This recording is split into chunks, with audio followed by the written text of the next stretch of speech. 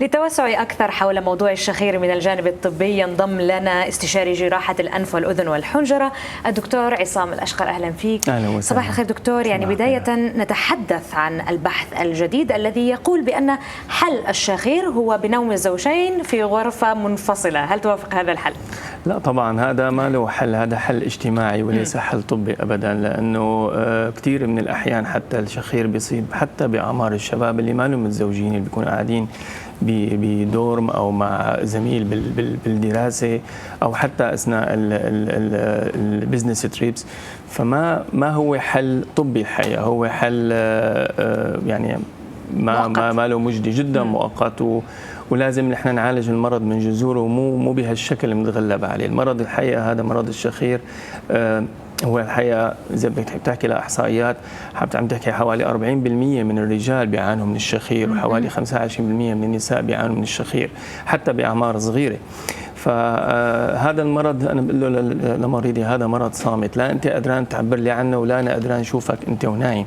لذلك نحن لازم مثل ما بيسموه يعني بدنا نبحث بخبايا هالموضوع ونحن نسأله للمريض.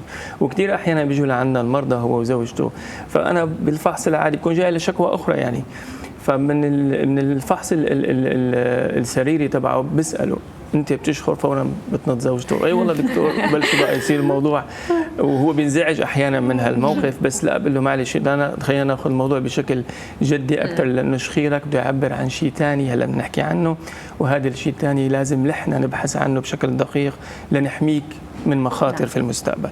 طيب خلينا نحكي بما انه في شيء وراء الشخير، اولا الاسباب العلميه وراء ما هي؟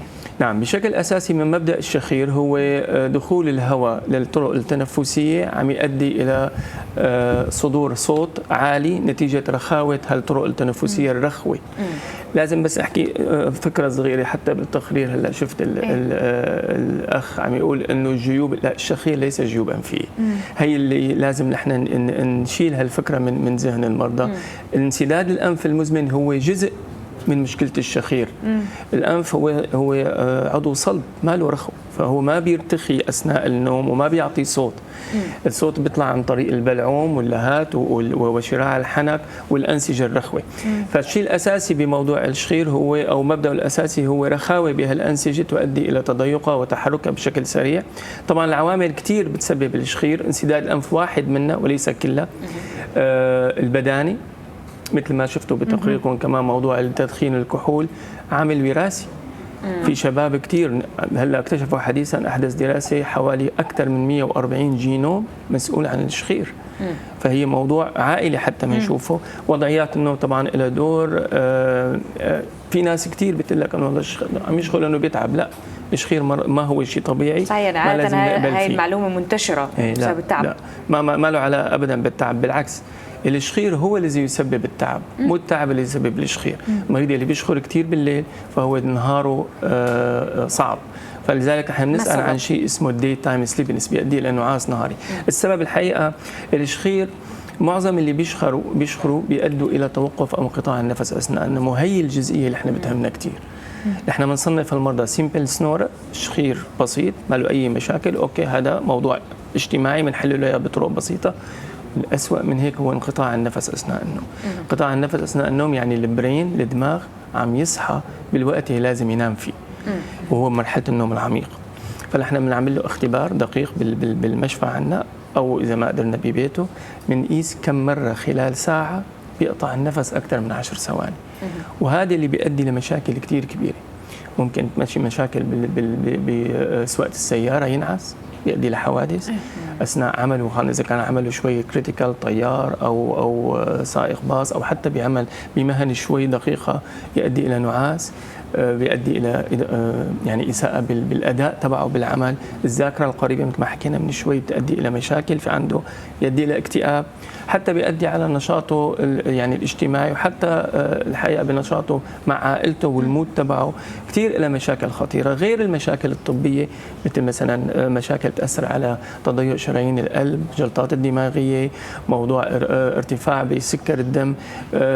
كثير مهم هذا الموضوع وكثير خطير، ولازم دائما نحن نكتشفه. بنلاحظ دائما الاحصائيات عم تزيد من نسب انه حدوثه، لانه عم نزيد من قدرتنا على اكتشافه الحقيقه من زمان ما كان كثير نسال عنه.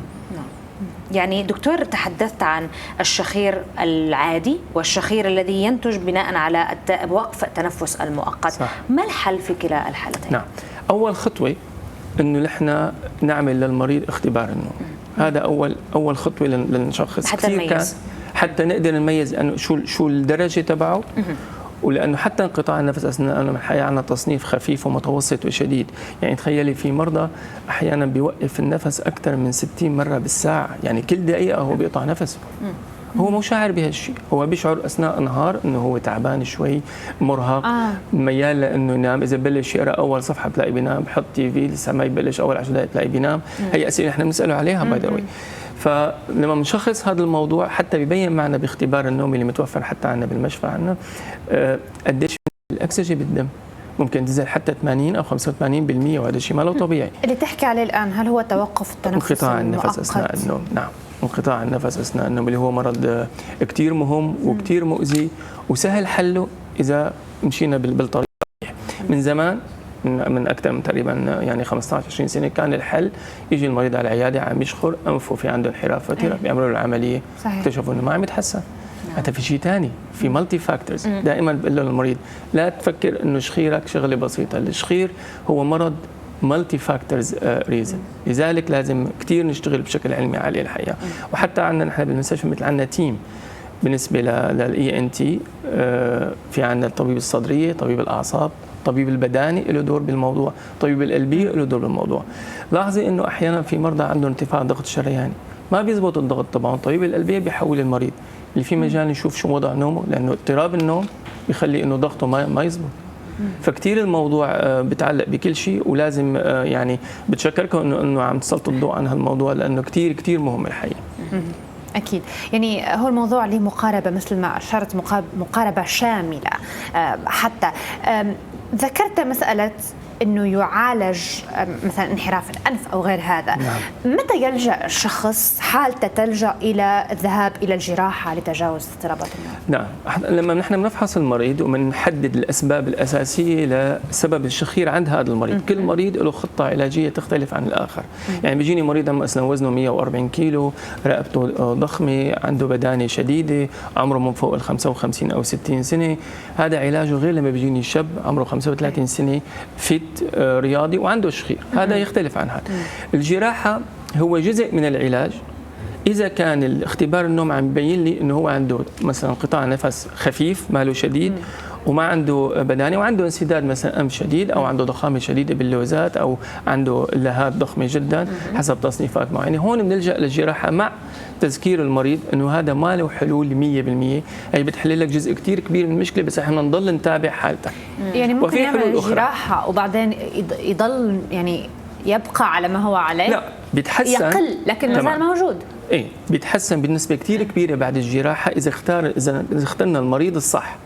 احنا مشكلتنا باختيار مين المريض اللي بيستفيد على الجراحه، مين اللي ما بيستفيد على الجراحه. لذلك في طرق اخرى لعلاج الشخير للمرضى اللي هن ليس بنسميهم جود كانديديت للجراحه، ما هن جيدين لانه انا اقدر اعمل لهم الجراحه. مثل مريض البدين. مريض البدين هذا اول خطوه انه لا، انا بدك تنزل وزنك، زائد نحن بنجهز بنجهزه او بنحضر له جهاز بيستخدمه اثناء النوم. هذا الجهاز المبدا تبعه انه بيعطي هواء بقوه بريشرايزد، بحيث لما بده يتنفس ويصير هالطريق الهوائي بتعمل كولابس، لا، هو عندنا قوه بتخلي هالطريق الهوائي ما يصير في كولابس، فبنتغلب على جزء كثير كبير من مشكلته لبين ما نقدر نوصله لحلول دائمه اكثر من هذا الجهاز. هي وحده طبعا من الطرق.